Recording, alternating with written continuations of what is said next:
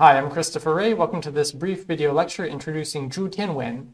I also recommend that you check out the 3 video lectures that I've made about Zhu's 1994 novella, Notes of a Desolate Man. Chu T'ien-wen is often thought of as being a high modernist or even postmodernist writer, and I want to talk a little bit about how her family background plays into her literary and aesthetic sensibilities. I also want to talk about some connections to other famous literary figures, such as Eiling Zhang or Zhang Eiling. And then I want to talk about one extended example, just one of her representative works from 1990. This was published several years before Notes of a Desolate Man, a landmark novella. The story Fin de siècle Splendor from 1990, I think, does, in its form as well as its very title, capture something very important about Zhu Tianwen's aesthetics. I'll also share some suggestions for further readings. Zhu Tianwen is a very prolific writer. She's been a professional writer for decades, and a professional writer who writes not just fiction and essays, but also screenplays. She's had a very long collaboration with the director Hou Xiaoxian.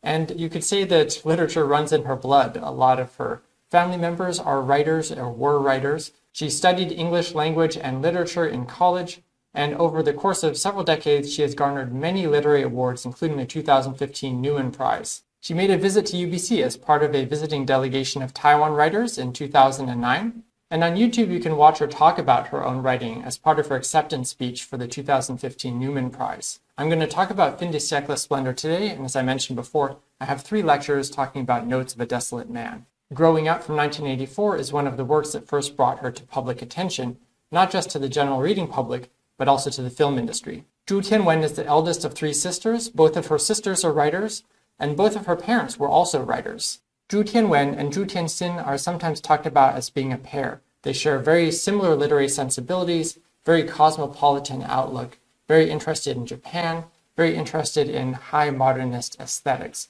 And you can see many of her works available in translation. The story that I mentioned here, which is part of a Taiwan translation collection called The Last of the Whampoa Breed, refers to a particular type of institution related to Taiwan's post-war context. Juancun, or military dependence compounds, were where millions of so-called mainlanders, people who fled mainland China during and after the civil war against the communists, lived for many decades. These were supposedly just going to be temporary dwellings that people would only be living in long enough for the military to get it together to fight back to the mainland and defeat the communists. But as we all know, that is not how history worked out. And so these became essentially permanent dwellings. So within Taiwan, these Juancun became something of a ghetto, you could say, or a more isolated community that was somewhat removed from the Taiwanese-speaking majority. The narrator of Notes of a Desolate Man is from a so-called Mainlander family. At one point, he refers to his broken Taiwanese, which suggests that he speaks only Mandarin. Later on, he talks about himself and his sister as being the 2 children who were born in Taiwan. There were 2 elder children that were born in mainland China before their parents came to Taiwan. So there are different generations even within a single family of siblings. So works like Notes of a Desolate Man allude only obliquely to a very contentious identity politics in Taiwan. The so-called Benshengren, or local Taiwanese, usually the Taiwanese-speaking majority, versus the Waishengren, the so-called mainlanders, people who were born or whose families came from mainland China. And this is extremely messy, and it's not even were you born in Taiwan or born elsewhere. Many so-called mainlanders were actually born and lived their entire lives in Taiwan. This identity politics is a lived and very divisive part of contemporary Taiwan politics and has been for many years. And that this Taiwan majority has felt oppressed by mainlanders who were kind of carpetbaggers in this view, coming to Taiwan, taking over this place, taking all of the plum positions in government, and disadvantaging and suppressing Taiwanese people, even going so far as to not allow Taiwanese to be spoken in schools. As a result, many people don't speak Taiwanese. This is also an important context to understand because it has shaped how people have received Zhu Tianwen's and the other Zhu sisters' writings. They are often viewed as being a solidly mainlander family and representing mainlander politics. And of course, they, like anyone else who has an identity imposed upon them, really chafes at this designation and tries to transcend it in different ways. But I would not claim that the mainlander Taiwanese distinction is purely a rhetorical thing.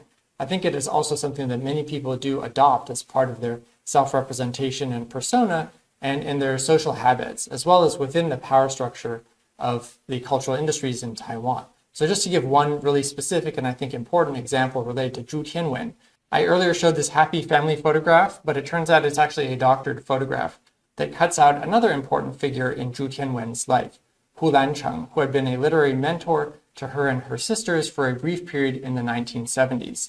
And the reason he's cut out of the picture is because he was regarded as a traitor, because he had worked for the Japanese collaborationist government in the war against China. And after the war, he fled China, eventually making his way to Japan, and he had lived there ever since. But in the 1970s, he was invited to come to Taiwan by Zhu Tianwen's father and teach at the local university, and he spent several months tutoring the Zhu sisters in the craft of literature. So the reception history of Zhu Tianwen's works has been affected by her association with figures like Hu Lancheng, her defense of him as being a true mentor and a literary talent, despite the politics. And Hu Lancheng is just one of several connections that I think we could draw between Ailin Zhang and Zhu Tianwen. So Hu Lancheng, again, was Ailin Zhang's first husband, but Zhu Tianwen and Ailin Zhang both have very modernist styles. Chu T'ien-wen and Ailin Zhang were both screenwriters. They both wrote not just fiction, but they also wrote for the screen.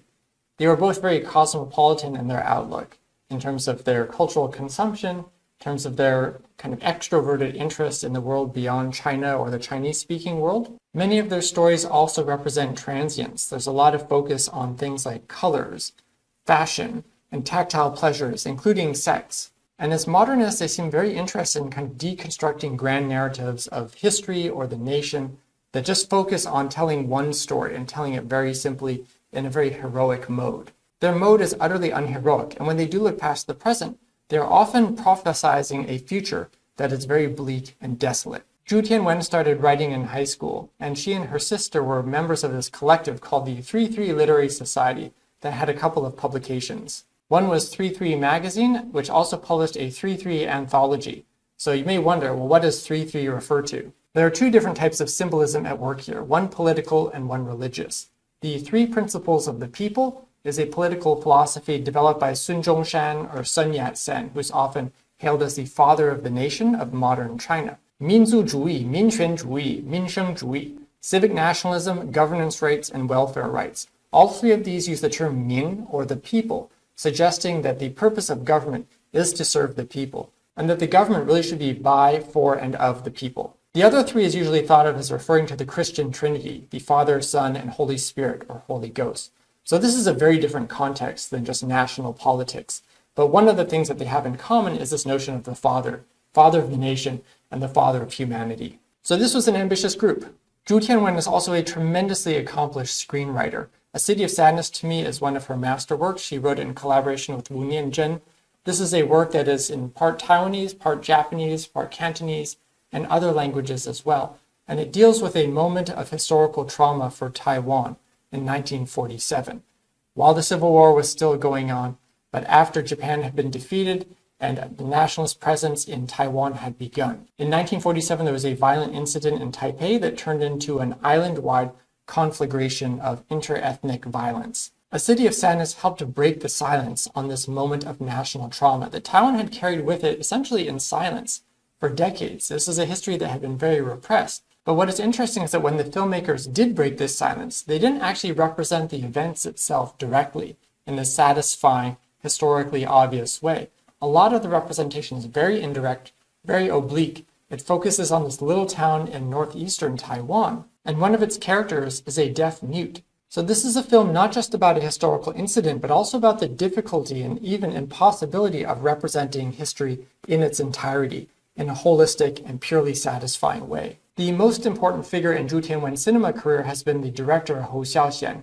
He's often regarded as being one of the contemporary world's best filmmakers, and I believe that Zhu Tianwen deserves a lot of credit for much of his acclaim, since she has worked on every screenplay of his between 1983 and 2005. Their collaboration actually began with adapting one of Zhu Tianwen's stories into a screenplay for this film. And Zhu Tianwen's screenwriting credits are extensive. Her cinema work has also not just been on Taiwan films, but also Taiwan-China co-productions, Taiwan-France co-productions, Taiwan-Japan co-productions. One Zhu Tianwen-Hou Xiaoxian collaboration was on Flowers of Shanghai. This had been a late Qing novel that Ailin Zhang translated from Shanghainese and Mandarin into English, and then Zhu Tianwen adapted for the silver screen. So this is another connection between Zhu Tianwen and Ailin Zhang. They were both very interested in this story that takes a very textured very material, even economic look at these romances between men and women in the late Qing dynasty. The late Qing dynasty is a period that's often thought of as having a fin de siècle aesthetics. After all, it was the final decades of China's last dynasty. And in many of Zhu Tianwen's stories, we have these characters who focus on pleasures of the senses. They seem to be, through their bodily commitment, trying to arrest or at least enjoy a time that is expiring. So let's just look at one example, this famous story, Fin de siècle Splendor from 1990. This is the title of the story and the title of the story collection. In order to understand the feel of the story, which I think is actually more important than the plot, it helps to know what fin de siècle means or what some of the associations are. So one is that you have some time that has had its heyday, is kind of now on the wane, but maybe it's having this final burst of excitement and creativity, this final splendor. It's like the sun is setting, but as it sets, the light comes out and reflects on everything one last time in all kinds of colors. That would be a very positive interpretation, but of course there can be a lot of hedonism and decadence and degeneration. That this is a period where everybody is trying to get what they can before time runs out. Think of Prince, or the artist formerly known as Prince. Let's party like it's 1999, like it's the last chance we've got. So fin de siècle aesthetics are often highly ambivalent because there's anxiety and despair. I don't know if anybody remembers all the panic about Y2K, that once we roll over to 2000, that all of the computers are going to go haywire because they don't understand 00. They think that comes before 99. So everything is going to get messed up. So this feeling that a great change is imminent can cause despair, it can cause anxiety, but it can also engender hope. Maybe we'll leave all the bad dark days behind and move into a new dawn. And that type of ambivalence is expressed even in the opening pages of Notes of a Desolate Man. So fin de siècle, as I'm using the term here, really means an aesthetic expression of a particular historical sensibility. And it could theoretically occur at any historical moment. Specific historical examples could include Britain's Edwardian era, right before World War I started and everything went to hell, where there are all of these structural problems within British society. One figure who is associated with this age and is often considered symptomatic of this age, like the age produces this type of character, is the dandy. This is someone who is usually upper class and has the resources to spend a lot of money on clothes, right, to really go out and see and be seen, and to make a spectacle of themselves. In France's Belle Epoque, you have the flaneur who dresses up and goes out promenading, sometimes at the pace of a turtle on a line, so that everybody can see them.